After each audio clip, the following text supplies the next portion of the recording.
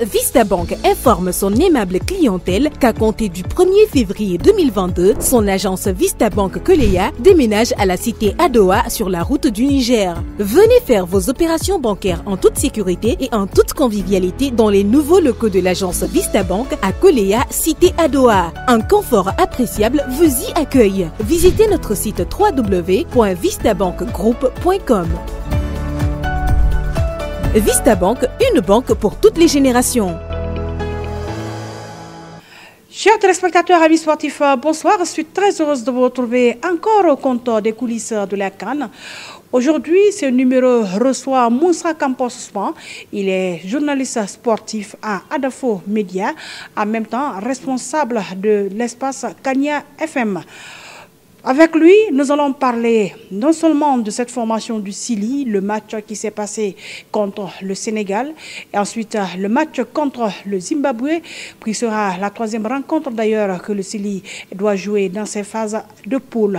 Moussa Campos Ousmane, bonsoir et bienvenue dans cette émission. Bonsoir Fatmata Matiza Souma et bonsoir à ces millions de téléspectateurs qui nous suivent sur notre maison commune, la radio-télévision guinéenne. Voilà, Moussa Campos Ousmane. Nous savons que le deuxième match de la Guinée, c'était contre le Sénégal. C'était vraiment de la joie. Le score, c'était 0 but partout. Et il y a très longtemps, cela ne s'est pas passé chez nous. Mais c'était de la joie. Vous, en tant que journaliste sportif aguerri, quelle est votre analyse de cette rencontre? On a tous suivi avec intérêt cette rencontre entre les Lions de la Teranga du Sénégal et le Sili national de Guinée. Avant de parler d'abord de cette rencontre, la Guinée, même si on gagne, mais on encaisse des buts. Oui, beaucoup. Prenons le premier match contre le Malawi. On a gagné sur une courte victoire, 1-0. Mais les poulains de Kaba Diawara ont pu conserver. C'est très rare. Et contre le Sénégal, match nul, 0-0. Mais ils ont conservé encore cet acquis. C'est ainsi que d'ailleurs la Guinée première dans cette poule B devant les Lions de la Teranga, même si on partage les mêmes points, mais sur le papier, la Guinée est première. 4 points. Même s'il y a eu des cartons, parce que ça aussi, ça compte beaucoup. Ça compte beaucoup. Mais si nous prenons le match tel qu'il est, je pense que cette rencontre, la Guinée pourrait remporter cette rencontre parce que quand statistiquement vous prenez détail par détail cette rencontre, la Guinée était meilleure que le Sénégal.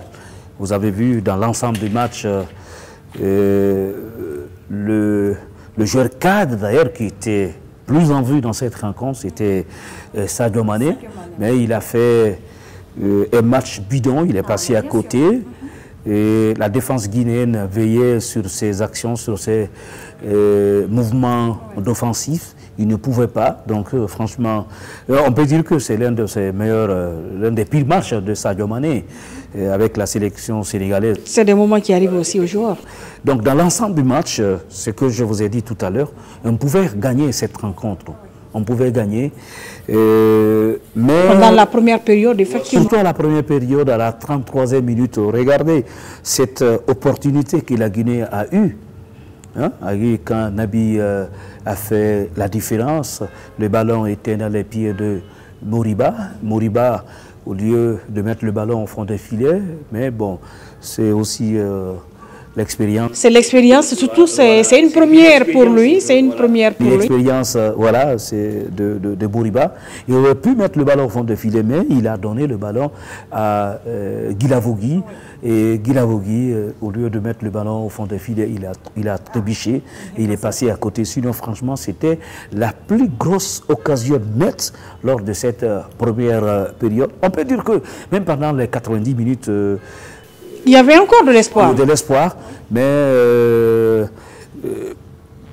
pour beaucoup d'observateurs du football africain, On s'attendait peut-être à une défaite du Syrie national, mais... Ça inquiétait beaucoup. Effectivement. Tout le monde était inquiet, ça il faut le dire. Et est-ce qu'il y a aussi d'autres aspects qui ont manqué lors de cette rencontre? Parce qu'on l'a rappelé ici que le Syrie pouvait vraiment marquer pendant cette rencontre. Oui, Fatoumata, c'est une question très importante. Vous savez, il y a beaucoup de choses qui restent à revoir dans cette jeune équipe que moi d'ailleurs je qualifie une équipe en reconstruction. Le problème c'est quoi? C'est la finition. C'est la finition qui leur manque. Donc voilà, effectivement, aujourd'hui d'ailleurs, le Conor a mis en place un staff technique meublé. Pour la première fois, on dit attaquant des entraîneurs. Wow. Et on a pensé à qui?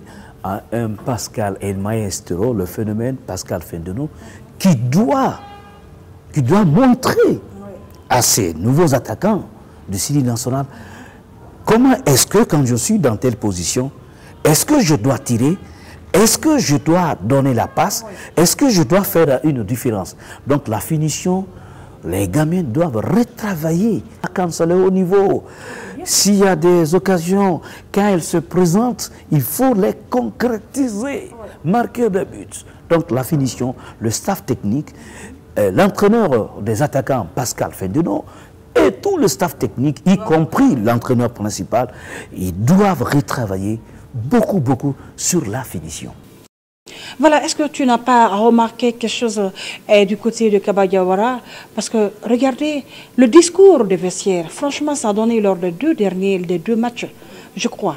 D'abord, on peut faire une petite marche arrière sur la conférence de presse. La conférence de presse, quand notre collègue Kader Traoré lui a posé cette question, Kaba Diawara, en 2006, il était joueur et il a joué cette même équipe. Et c'était encore un vendredi. Un vendredi, donc les gens ont rigolé un peu dans la salle. Mais je pense qu'avec tout ce qui s'est passé ces dernières années, il a dit, le passé c'est le passé.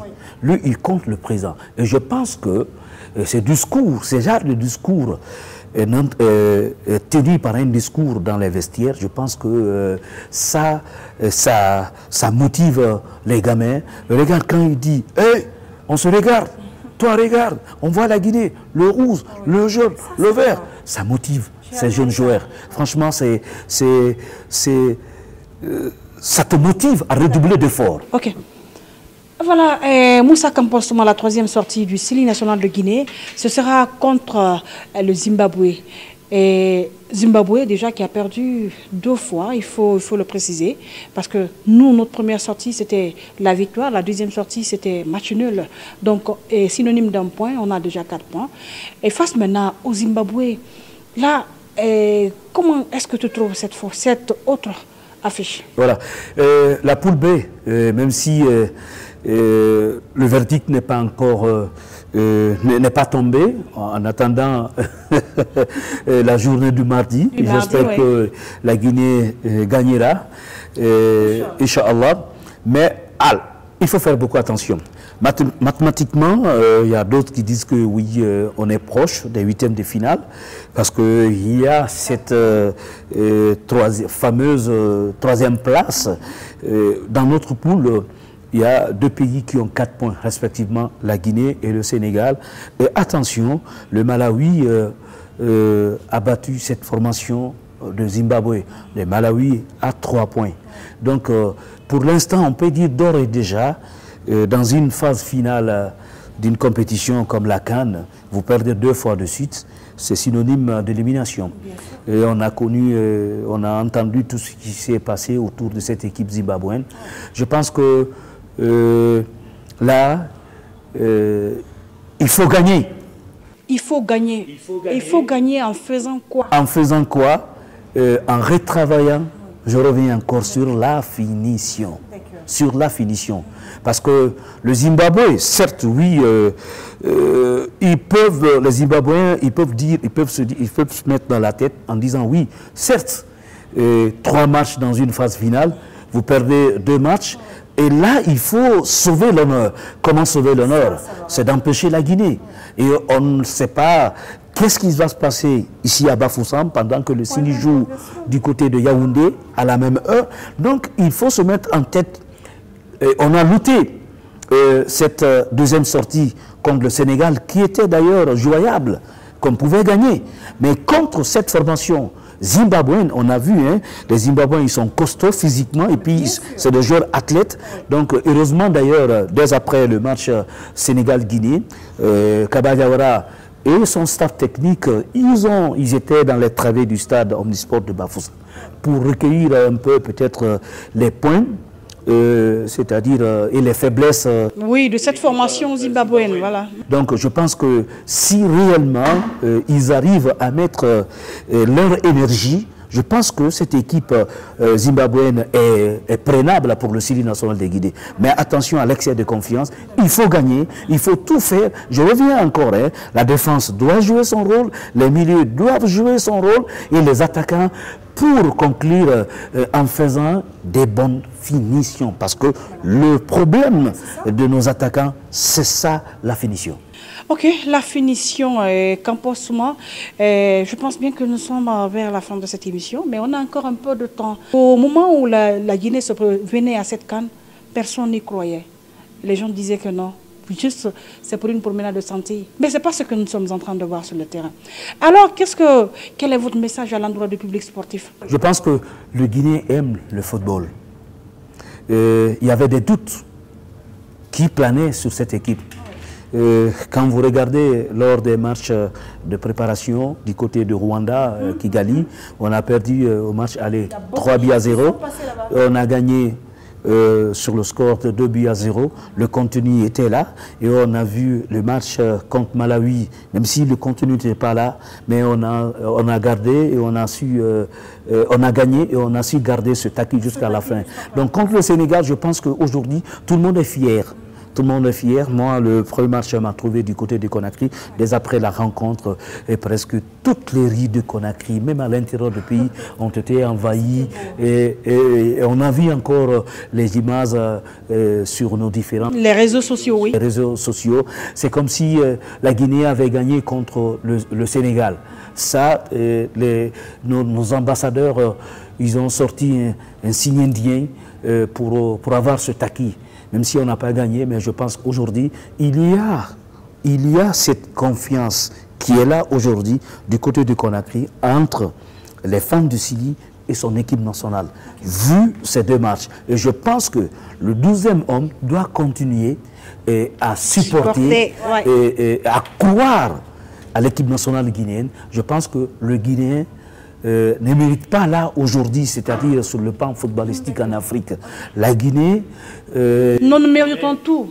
Nous méritons tout, Moussa Campos. Un pays de football, et je pense que ces supporters qui nous écoutent ne seront pas dessus. Ils vont continuer à prier dans les églises. Mais bien sûr, dans les mosquées, mais aussi dans les temples. C'est normal. Voilà. Et je pense que l'objectif, voilà, effectivement, public de Guinée, croyez à cette équipe. Et je pense qu'avec la détermination, le courage, on pourra atteindre les huitièmes de finale et pourquoi pas aller au tour suivant. Eh bien voilà, chers téléspectateurs, amis sportifs, c'était tout pour les coulisses d'aujourd'hui et qui avait pour invité Moussa Campos Souma, responsable de la radio Espace FM de Kania.